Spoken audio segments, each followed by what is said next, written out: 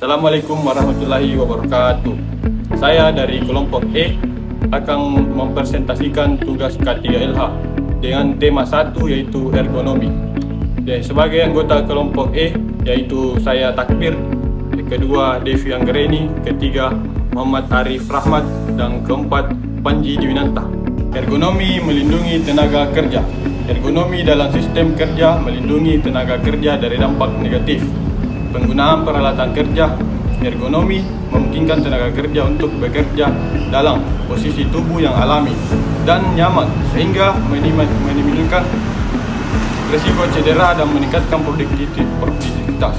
Saya Andi Muhammad Rahmat akan melanjutkan presentasi.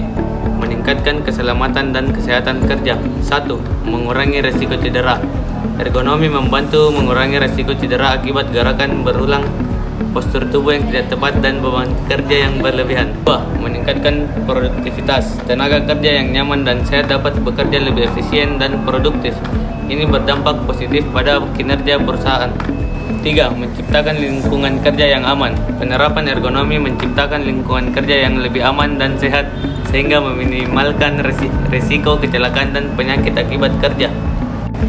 4. Menurunkan tingkat absensi. Dengan mengurangi risiko cedera dan penyakit, ergonomi membantu menurunkan tingkat absensi karyawan akibat masalah kesehatan. Manfaat ergonomi bagi perusahaan. 1.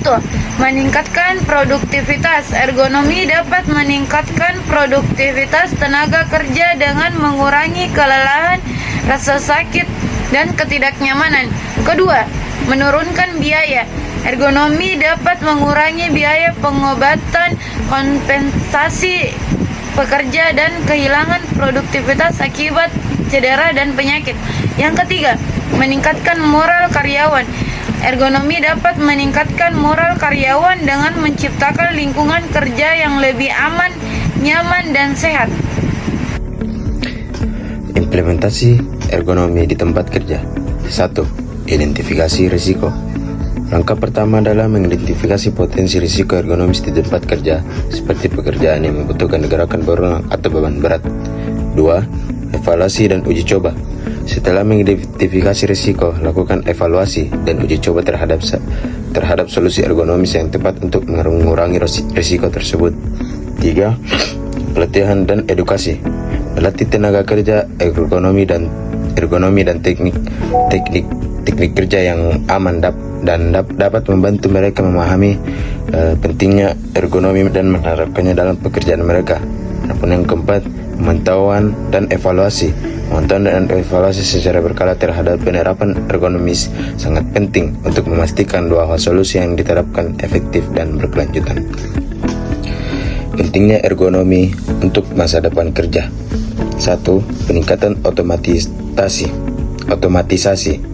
Otomatisasi di tempat kerja akan terus berkembang sehingga ergonomi menjadi semakin penting untuk memastikan keamanan dan kenyamanan tenaga kerja. 2. Perubahan demografi tenaga kerja. Tenaga kerja yang semakin beragam, termasuk populasi yang menua, membutuhkan desain tempat kerja yang inklusif dan ergonomis. Adapun yang ketiga, peningkatan kesadaran kesehatan.